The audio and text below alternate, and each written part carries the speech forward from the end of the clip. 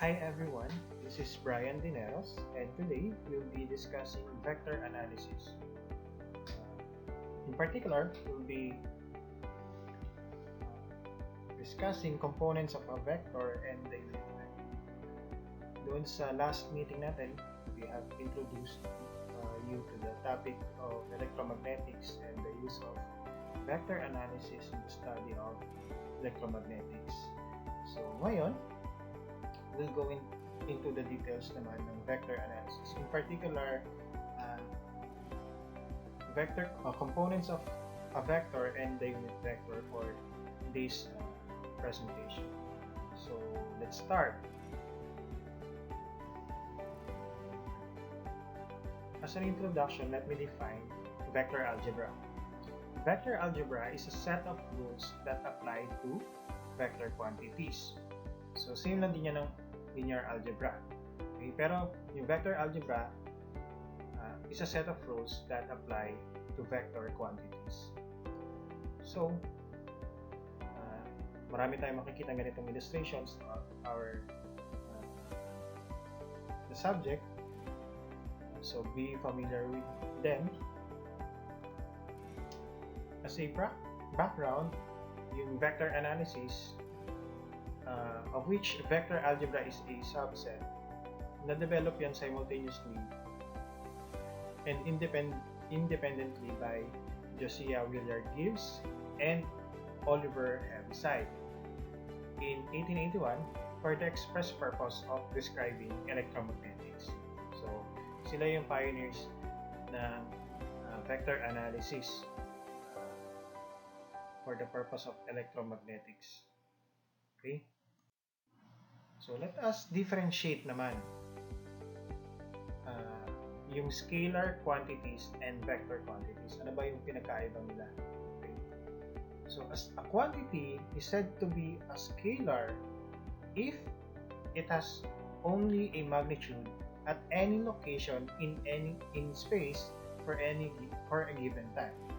So, again, a quantity is said to be scalar if it has only magnitude at any location in space for any given time. Whereas a vector quantity, it is described by two quantities. So, hindi lang siya magnitude. Kasama na rin yung direction in space at any point for any given time. Again, a vector is described by two quantities, magnitude and direction in space at any point and for any given time. So, pakitandaan yung difference ng scalar and vector quantities because this is the fundamentals or basics ng pag-aaral natin ng electromagnetics. Okay? So, what are the examples of scalar quantities and vector quantities?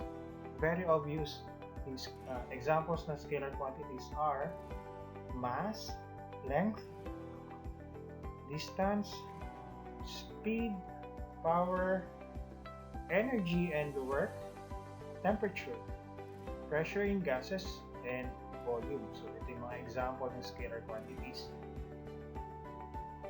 On the other hand, meron din tayong mga examples ng vector quantities. So, weight is an example of a vector quantity. It has a magnitude and direction in space. Force is another example of a vector quantity. It has magnitude and direction in space. Displacement is another example of a vector quantity. Velocity, acceleration, thrust or drag, momentum. Pressure between solids is another example of vector quantities and friction. So, ilan lang yan sa mga examples or halimbawa ng mga scalar and vector quantities. So, throughout the course, we will be using some vector notations para mas ma-visualize natin maigi ano ba yung vector quantity and yung scalar quantity. Okay? So, when you see yung mga notations na ganito, like for example, merong arrowhead sa ibabaw ng isang letter, capitalized, vector yan. Or minsan bold yung bold yung font ng ating variable, vectors yan. You may also see yung mga ganitong notation, meron siyang gatla sa ibabaw. We call that a hat or sombrero. So that indicates yung mga unit vector. Okay? So a unit vector will be defined on the next slide. But then, a unit vector is also a vector. Pwede rin natin gamitan yan ng notation na merong arrowhead. Okay? So pares naman. But dito, ginagamit natin yung hat to indicate na yan ay unit vector. Okay? So, ayan. Ano ba yung unit vector and ano naman yung components of a vector? The magnitude of a vector is that scalar which is numerically equal to the vector. Kumbaga, sa yung vector, ito yung kanyang haba, okay, or length ng buong vector. So, ayan, tulad nito, yung notation natin ng magnitude is hindi siya naka-bold. It is equal to the scalar numerically equal to the vector. So, mapapansin nyo, ito yung parang absolute sign, no? Naka-enclose siya dyan. And then, yung buong vector natin is nandun sa loob. Ganyan yung pagkuha. Pero meron tayong formula dyan. I-discuss natin later. Okay. Dinidefine lang natin kung ano yung magnitude ng isang vector. Okay. So, dito sa illustration, kung ano yung haba ng ating vector, yun yung kanyang magnitude.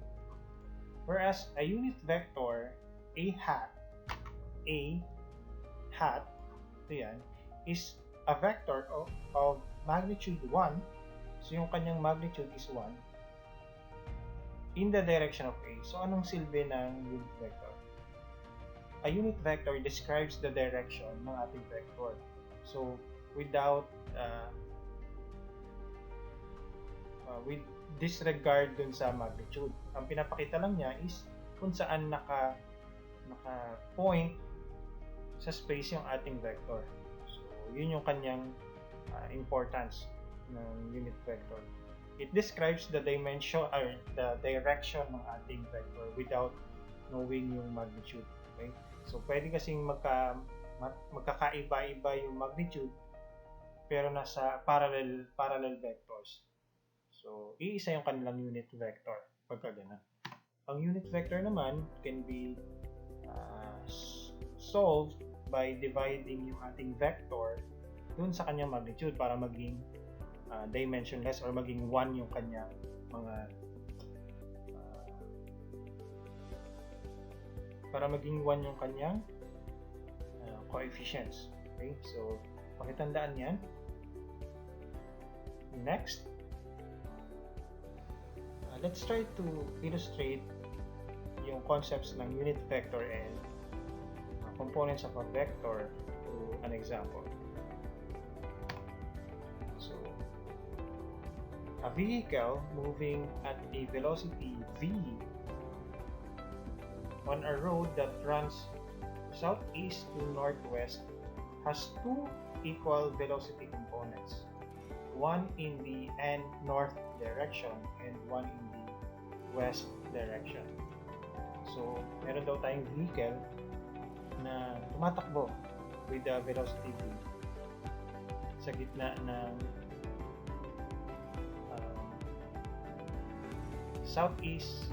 from southeast to northwest. Meron daw siyang dalawang equal velocity components. So I would assume na dahil equal yan, it is very obvious na yung kanyang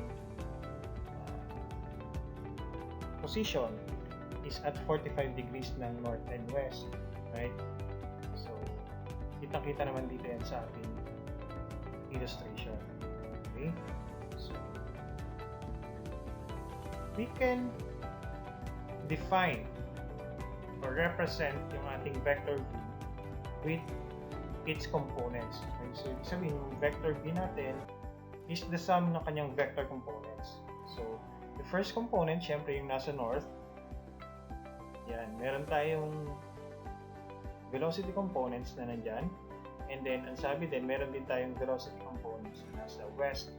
So, we can see that the velocity is equal to the summation of its vector components. So, we say that the vector component in the north direction is the unit vector para sa north times the magnitude ng component or velocity component na nasa north plus yung ating unit vector na nasa west times the magnitude ng velocity component na nasa west. So, ganyan natin siya nire-represent. Okay? So, kung 3D, ganun din. Meron din tayong another axis. So, ganyan din ang pag-represent. Okay? So, next. Gusto nating hanapin alin dyan yung ating mga velocity components or scalar components. So, yung ating mga yan. So, itong dalawang parts na to, we call them the vector components. And then, i-solve natin yung ating mga scalar components, itong v sub n and then v sub w. We can now have the square root of 2 over 2 times v para sa v sub n, same with square root of 2 over 2 times v para sa west. And itong dalawa na to, yan yung mga numerical values na nasa right ng ating mga unit vectors, we call them the scalar components. Okay? Pakitandaan ano ang vector components at ano ang scalar components. Okay? Sa illustration natin, sa baba, bandang baba, pwede rin natin graph yung ating velocity sa Cartesian plane. Yung Cartesian plane natin is represented by x sa horizontal and y sa vertical. Now, we all know na equal yung kanyang components. So, meron niya 45 degrees. We can also rewrite our velocity as v is equal to negative x hat v sub x plus y hat v sub y. So, kung mapapansin natin, doon sa kaninang representation natin ng vector components, walang negative. But dito, kung ginamit natin yung Cartesian to represent or to graph yung ating vector, it turns out meron tayong negative na vector component. Okay? Itong negative na to, it denotes na yung direction natin is to the left ng ating horizontal axis, no? But it doesn't mean na negative yung velocity.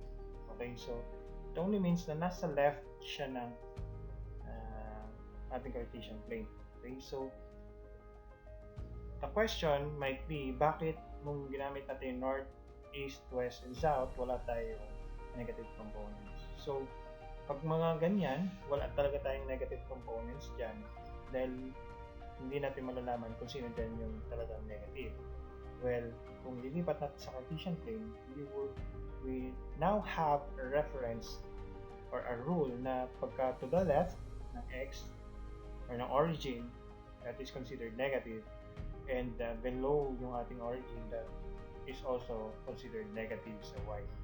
So, we can now rewrite yung ating velocity vector as such. No? I-zoom na natin para mas makita ninyo. To get the magnitude of a particular vector, in this case, velocity, it is the written in this notation. Okay, so parang absolute value yan. Negative x hat vx plus y hat v sub y. It can be computed same as the Pythagorean theorem, like ito naman ay 2D plane, no? Parang right triangle lang yan. Therefore, makuha natin yung ating magnitude by taking the square root of the horizontal components squared plus the vertical components squared. Okay? Yeah. So, Pythagorean theorem daw pala yung ating, or formula of distance, formula yung ating magnitude. Sa pagkuha naman ng ating unit vector in the direction of the velocity, same pa rin dun sa diniscuss natin kanina. It is represented by the unit vector v hat is equal to the vector v divided by its magnitude. Okay? So, paano yan? So, sa numerator, ang isusulat natin yung buong equation ng ating vector. So, ito yan. Sinulat lang natin. Divided by the magnitude. Okay. So, since nakuha na natin yung magnitude kanina dito sa equation na to, right? So, rewrite lang natin ulit yung ating unit vector in the direction of v. So, in this case, nagkataon na 2D plane yung ating example. So, paano naman kung 3D? 3-dimensional. Ayan. So, paano kung 3D? So, let us say that we can generalize the representation of the magnitude in the unit vector of a particular vector in 3D space by these general equations. Dito, ang pagbasa dito, vector A sa function of x, y, and z, so 3D, is equal to x hat times its scalar component in the x direction plus y hat times its scalar component in the y direction plus z hat times the z component in the scalar component in the z direction. Okay? So, ibig sabihin lang netong a sub x, a sub y na merong x, y, z, they can be a function or a variable represented by x, y, or z. Okay? So, yung ating a sub x, yung pinaka-coefficient ng unit vector sa x direction, is the difference ng points natin sa x-axis. Ganon din sa y, ganon din sa z.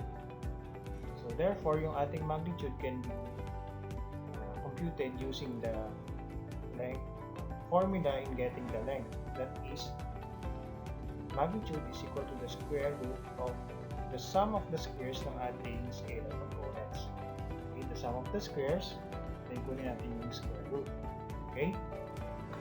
It is also equal dito sa formula na to. So, pakitandaan lang natin kung paano tayo kumukuha ng magnitude pag nasa Cartesian plane yung ating vector. Okay? We can use the magnitude ng component or we can use its position sa Cartesian plane.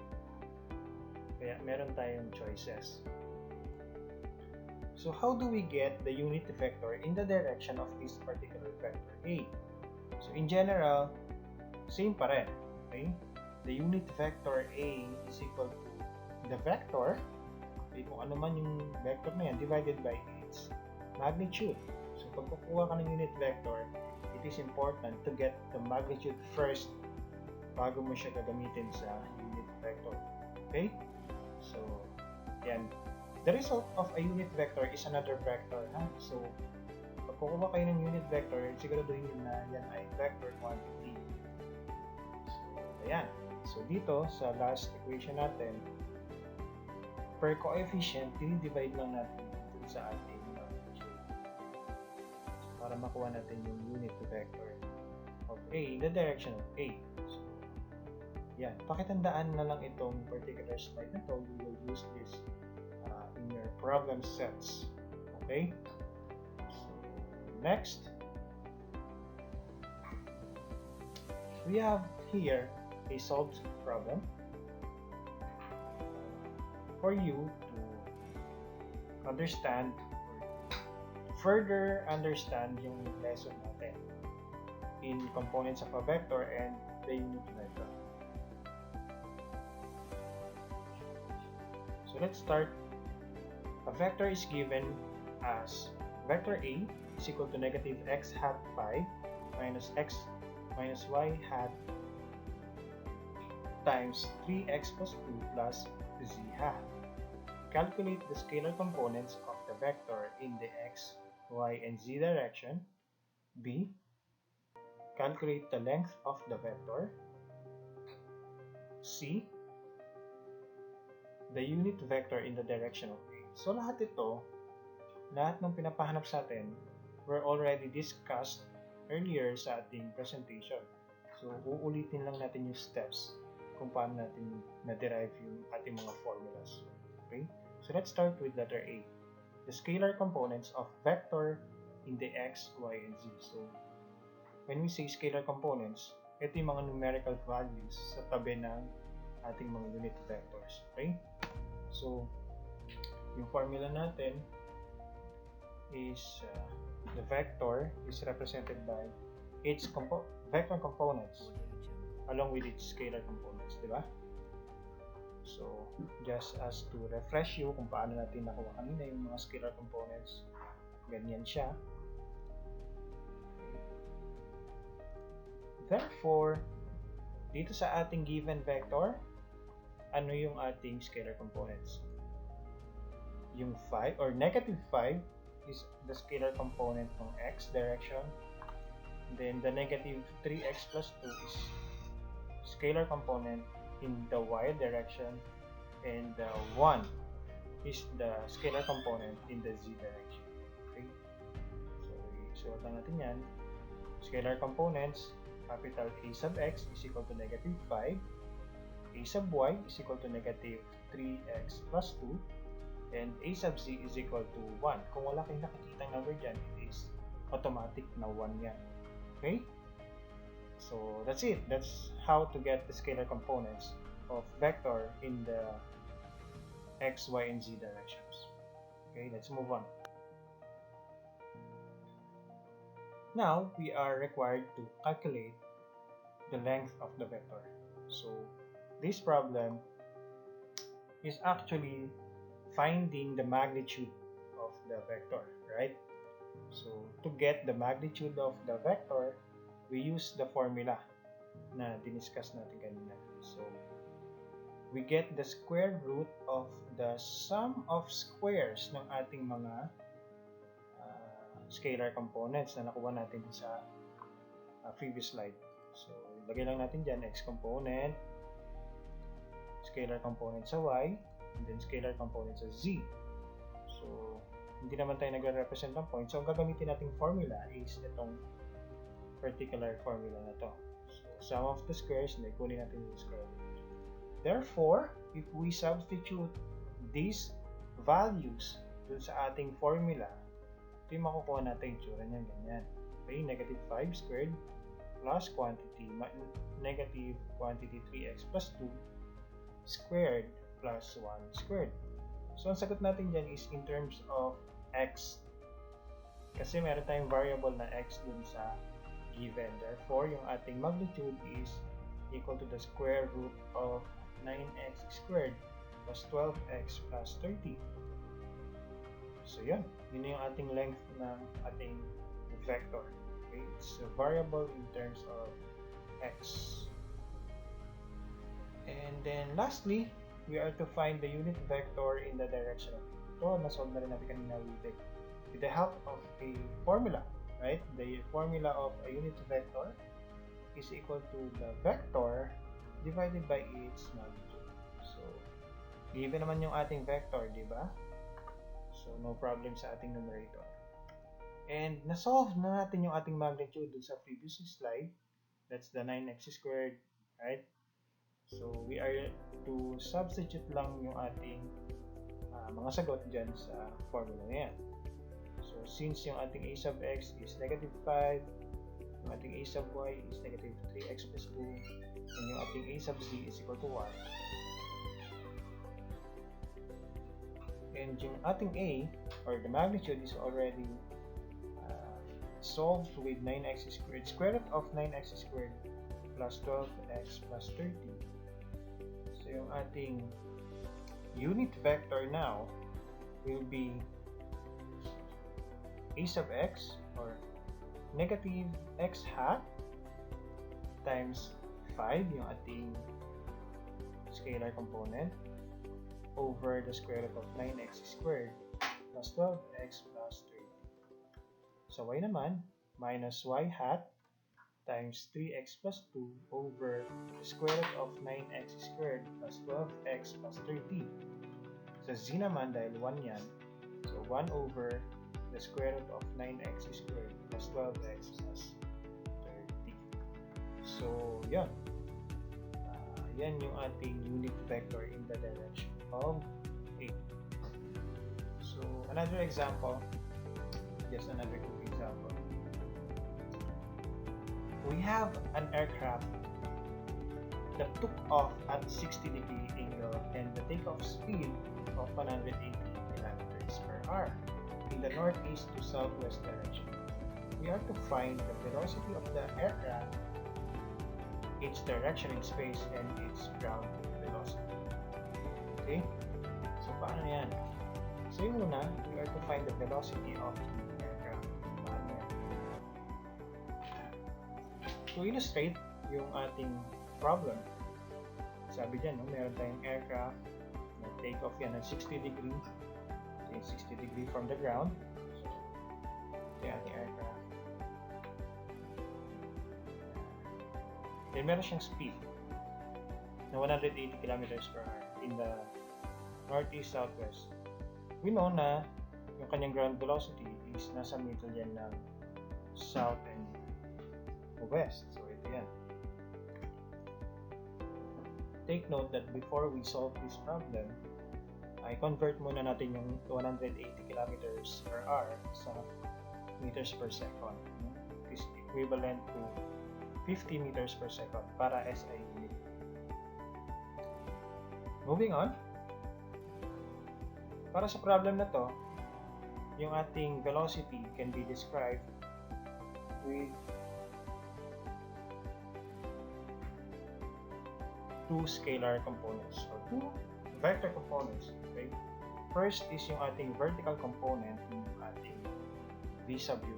Ayan. Okay? V sub u.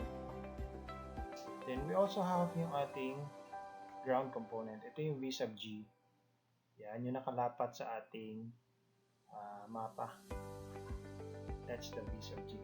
Therefore, to describe yung ating vector v, it is equal to the sum of its vector components, right? Therefore, yung v is equal to g hat times the ground component, v sub g, plus the u hat, v sub u. So, yun yung ating velocity. It is noteworthy to know na yung ating ground component can also be broken into its own components. Okay? So, yung ating ground component kasi pwede yan mahiwalay into the west component. So, ito yan, west component. And then, meron din tayong south component. Therefore, kung gagawin na natin 3D yung ating velocity, we now have the velocity equal to w hat v sub w plus s hat v sub s plus u hat v sub u. Yan na yung ating vector representation. So, by using trigonometry to solve yung ating mga components, okay, yung ating velocity in the west direction is actually equal to 50, yun yung ating velocity ng 50, times the cosine ng 60, times another cosine naman ng 45, para makuha natin yung velocity sa west na component. Yung sa south naman, same pa rin, it is 50 times the cosine ng 60 para maging ground siya, times naman ng sign naman ng ating 45. And then yung ating namang south component or yung u component natin will be 50. Dahil ginamit na natin yung sign, yung cosine kanina, it will now be the sine of 60. So yun yung ating v sa u. Okay? So kung gagamitin natin yan at i-rewrite natin yan dito sa ating vector formula, vector equation, we now have this vector equation, vector function.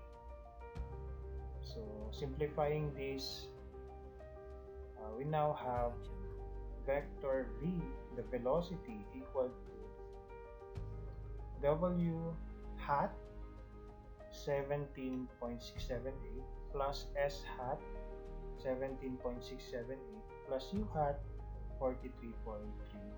Ang unit natin is meters per second. So that solves yung ating first question. Now, we are required to find the direction in space. Again, if we are to find the direction in space, it tells us na pinapakuha sa atin yung unit vector in the direction of that particular vector. So again, yung formula natin, the direction is given by the unit vector. So v hat is equal to yung ating velocity vector na nakuha na natin in the previous slide divided by its magnitude. So yung magnitude natin is yung sum of squares lang ulit ng kanyang mga scalar components na nakuha na rin natin. So ganyan siya, right? So all in all, we now have the unit vector or the direction of the particular vector equal to w hat times the square root of 2 over 4 plus s hat square root of 2 over 4 plus u hat square root of 3 over 2 meters per second. Yan yung kanyang direction in space. That's a unit vector of magnitude 1 parallel dun sa direction ng ating vector. Okay? Yan. To solve naman yung ating ground velocity, balikan natin yung illustration kanina. The ground velocity, kung mapapansin natin, siya yung vector kung saan wala kang vertical component. So dito lumalabas, natatanggalin mo lang yung part na merong u component. Yun na yung iyong ground velocity, tama ba? So in this case, yung ating ground velocity is equal to w hat 17.678 plus s hat 17.678 meters per second. So yeah, that ends our presentation on the unit vector and the components of a unit vector, the components of a vector instead. Summarized, we discussed the history of vector analysis, short history lang, and then we described scalar and vector quantities and enumerated some examples of them. We also discussed yung notations ng paggamit ng mga symbols sa vector analysis, and then we moved to solving the components of a particular vector and then getting the unit vector to describe the direction of a particular vector in space. Then we further illustrated these principles by solving two problems.